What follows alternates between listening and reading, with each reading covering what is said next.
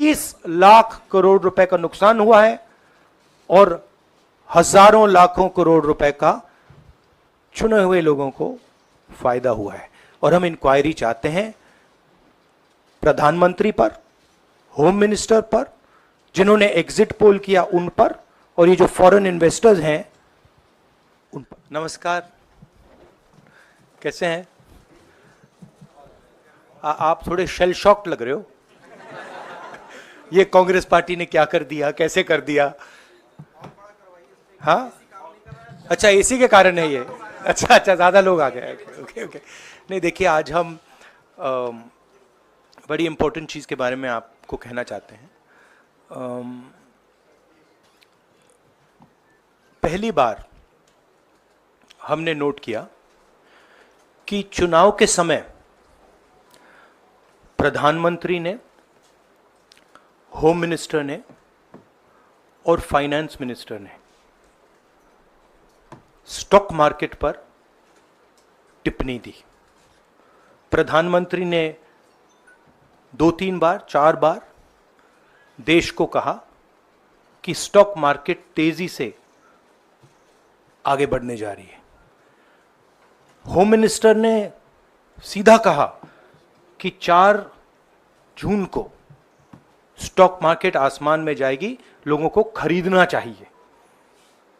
और यही message finance minister ने दिया। फर्स्ट, ये आज थोड़ा हम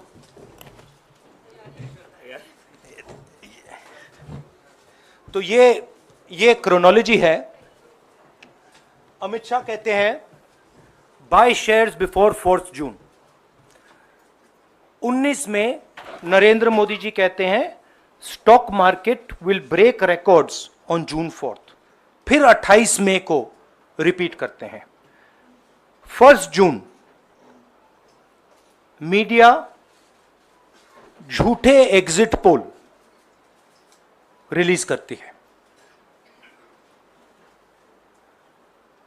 बीजेपी का ऑफिशियल जो इंटरनल सर्वे था वो उनको 220 सीट दे रहा था। तो ये इंफॉर्मेशन बीजेपी के लीडर्स के पास था। इंटेलिजेंस एजेंसीज ने 200 और 220 के बीच में सरकार को बताया था कि उनकी सीट्स आ रही हैं। 3 जून को स्टॉक मार्केट सारे रिकॉर्ड तोड़ देता है और 4 जून को खटाक से स्टॉक मार्केट अंडरग्राउंड चला जाता है। अगला स्लाइड दिखाइए जरा। ये देखिए, 31 मई massive stock activity, more than double what was there on 30th, more than double what was there on 29, 28. ये अनोमली देखिए। ये कौन लोग हैं? ये वो लोग हैं जो जानते हैं कि कोई ना कोई घपला हो रहा है। हजारों करोड़ रुपए यहां पे इन्वेस्ट हुए हैं, फॉरेन इन्वेस्टर्स ने इन्वेस्ट किए हैं। और उसके बाद 30 लाख करोड़ रुपए का लॉस होता है। किसका लॉस होता है? रिटेल इन्वेस्टर्स का लॉस होता है। तो ये जो आप देख रहे हैं, हिंदुस्तान की स्टॉक मार्केट की हिस्ट्री का सबसे बड़ा स्कैम है। और इसके बारे में हम कुछ सवाल पूछना चाहते हैं। पहला सवाल, why did PM and HM give specific investment advice to the 5 crore families investing in the stock market? Is it their job to give investment advice? Second, why both interviews were given to the same media house owned by the same business group, which is also under SEBI investigation for manipulating stock market? Third, what is the connection between the BJP, the fake exit pollsters and the dubious foreign investors? who invested one day before the exit polls were announced and made a huge profit at the cost of 5 crore families. We demand a JPC into this. We are absolutely convinced that this is a scam. Somebody has made thousands of crores of rupees at the cost of Indian retail investors, and the Prime Minister and the Home Minister have given an indication to buy. And this is a criminal act. So we demand today a joint parliamentary committee to investigate this. मैं हिंदी में बोल देता हूं, प्रधानमंत्री ने देश की जनता को इन्वेस्टमेंट एडवाइस क्यों दी और 5 करोड़ परिवारों को जो इन्वेस्ट करते हैं उनको प्रधानमंत्री ने, होम मिनिस्टर ने स्टॉक खरीदने का आदेश क्यों दिया? दूसरा, दोनों इंटरव्यूज जो किए गए थे वो अदानी जी के जो चैनल्स हैं उनको दिए गए थे, उन पर सेबी का इन्वेस्टिगेशन हो रहा है, तो उन चैनल्स का क्या रोल है? और बीजेपी के बीच में जो फेक एग्जिट पोलस्टर्स हैं और ये जो फॉरेन इन्वेस्टर्स हैं, इनके बीच में क्या कोई रिश्ता है? और अगर रिश्ता है तो क्या है? हम जेपीसी चाहते हैं, हम इन्वेस्टिगेशन चाहते हैं और देश इसकी सच्चाई जानना चाहता है। धन्यवाद। शुक्रिया राहुल जी। साथियों, अभी अभी राहुल जी ने आपको स्पष्ट तरीके से क्रोनोलॉजी समझ लिया है। बार बार गृह मंत्री कहते थे अब क्रोनोलॉजी समझिए। आज राहुल जी ने देश को क्रोनोलॉजी समझाया है। इसके ऊपर अगर आपके सवाल हैं तो एक एक करके आप पूछेगा, एक एक करके पूछेगा। I haven't said the chronology in English, so I'll say the chronology in English. 13th May 2024, the Home Minister says, buy shares before 4th of June. This is a clear indication to retail investors and others to buy stock. 19th May, for the first time, and then repeatedly until the 28th May, the Prime Minister says that the stock market is going to break records on 4th June. Finally, on 1st June, completely fictitious exit polls are released. These investors are given a completely wrong impression. And on the 3rd of June, as we all know, the stock market breaks all records and then crashes on the 4th of June. Whoever has made money as the stock market rose and also as the stock market crashed. And we are interested in having a joint parliamentary committee, a JPC, to investigate the role of the Prime Minister, the role of the Home Minister, role of BJP members, and also those people who have done these fake exit polls. And finally, we want to understand who are the people, these foreign investors, who did these trades. So we want an investigation for that. शुक्रिया राहुल जी। हाँ संजय। राहुल जी, इससे पहले भी आपने Adani issue पे JPC पिछली लोकसभा में मांग की थी, तो क्या आप चाहेंगे कि ये इशू और हिंडनबर्ग इशू दोनों कंबाइन हो और दोनों की जांच हो?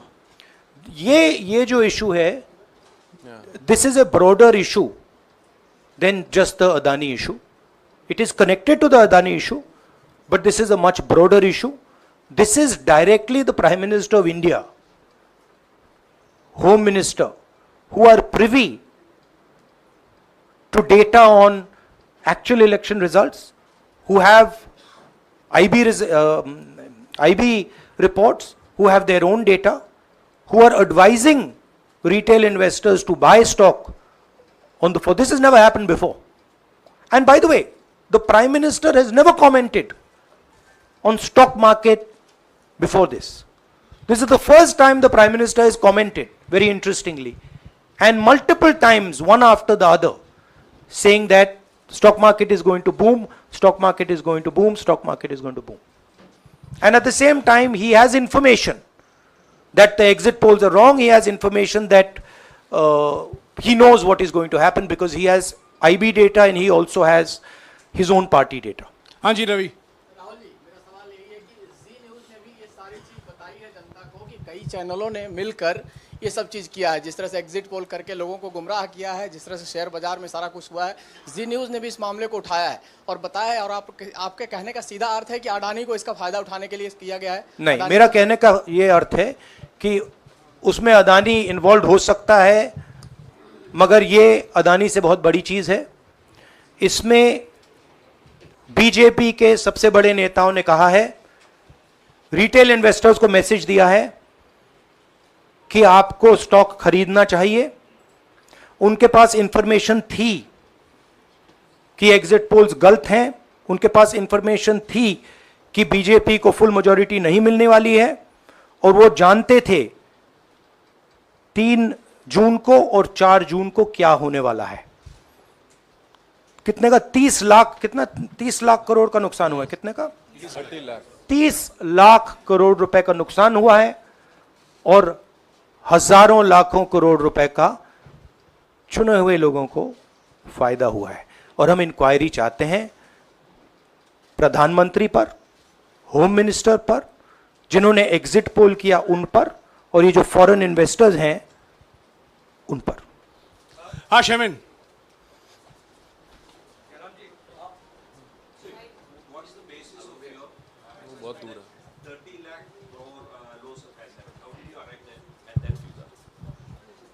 Do you want to explain? This is based on the value, market value of all the companies the day before the results came, and the market value of the stock market of all the companies at the end of the day on results. हाँ संजीव, एक minute Sanjeev. Rahul ji, you've talked about, are you alleging the involvement of the Prime Minister and the Home Minister? Yes. And whose money is it? Yes, Are you that, saying that is what I their am money? saying. I am saying that people very high up in the BJP have carried out this scam. I am saying they had partners who carried out these exit polls. We would like to know if these exit polls were actually carried out, if people were actually sent out. And we'd also like to know the methodology of these polls. We'd like to understand who these investors are. We have some sense of who these investors are. So we are not just speaking out of the air. We are confident that if an investigation is done, interesting things will be revealed. And we think the Prime Minister and Home Minister are directly involved in this. हाँ Siddharth. Companies की भी आपको लगता है जांच होनी चाहिए जिनके शेयर बहुत अप गए, जिनके सबसे ज्यादा शेयर खरीदे गए और जिनके शेयर उसके बाद में बीच में बेचे भी गए, तो उन कंपनीज का भी को भी इस दायरे में आना चाहिए, आपको लगता है? हमारा कहना है कि यहाँ पे बड़ा क्लियर है कि स्कैम हुआ है। प्रधानमंत्री ने डायरेक्टली कहा है, होम मिनिस्टर ने डायरेक्टली कहा है, इंडिकेट किया है जनता को कि स्टॉक मार्केट ऊपर जाएगी। होम मिनिस्टर ने तो साफ कह दिया कि खरीदना चाहिए। और जब प्राइम मिनिस्टर और होम मिनिस्टर और फाइनेंस मिनिस्टर ऐसी बात करते हैं तो उसका रिएक्शन आता है, लोग उसको बिलीव करते हैं। तो बिल्कुल क्लियर है कि इन 3 लोगों ने कहा है। यह भी क्लियर है कि इनको मालूम था कि रिजल्ट 400 का नहीं है, 300 का भी नहीं है। तो ये हम पता लगाना चाहते हैं, उसमें आप जो कह रहे हो वो भी शामिल है। राहुल जी, ब्रह्म प्रकाश दुबे, इंडिया डेली लाइव से। मेरा सवाल यह है कि जो आपने बताया है इतना बड़ा स्कैम है, पहले भी आपने कई मामले उठाए हैं, जेपीसी की मांग पहले नहीं मांगी गई है, तो क्या आपने कहा ये आपराधिक मामला है, क्या कोर्ट में जाएंगे या पुलिस में शिकायत दर्ज करेंगे, क्योंकि आप कह रहे बहुत बड़ा घोटाला है ये? नहीं भैया, मैंने अभी आपको शिकायत दर्ज करेंगे क्योंकि आप कह रहे बहुत बड़ा घोटाला है ये? नहीं भैया, मैंने अभी आपको बोला हम जेपीसी डिमांड कर रहे हैं, इन्वेस्टिगेशन डिमांड अगर नहीं मांगते तो पुलिस में, कोर्ट में जाएंगे? जो भी करना है करेंगे, बट हम आपको ये इंफॉर्मेशन दे रहे हैं कि ये जो हुआ है ये नॉर्मल चीज नहीं है। इसमें प्रधानमंत्री ने इंडिकेशन दिया है, होम मिनिस्टर ने इंडिकेशन दिया है, फाइनेंस मिनिस्टर ने इंडिकेशन दिया है, अदानी जी के चैनल्स के थ्रू इंटरव्यूज किए हैं, और फाइनली लोगों ने इन्वेस्ट किया है, लोगों ने फाइनेंशियल एक्शन लिया है, कंपनीज ने शेयर खरीदे हैं। इसी विषय पर एक मिनट इसी विषय पर, इस स्टॉक मार्केट घोटाले पर ही हम सवाल ले रहे हैं। मौसमी, इसी विषय पर कीजिएगा बस। एक मिनट, आ रहा हूं यार, एक मिनट। राहुल जी, एक करके आ रहा हूं यार। राहुल जी, हम लोग ने पहले भी देखा है कि आप लोग ने कई बारी जब सेशन होता है तो सत्ता पक्ष और विपक्ष आमने सामने होता है, जेपीसी की मांग होती है और सेशन पे सेशन वॉश आउट हो जाते हैं और जनता का पैसा वेस्ट होता है। तो क्या आपको ये तो लगता है बीजेपी की लाइन है।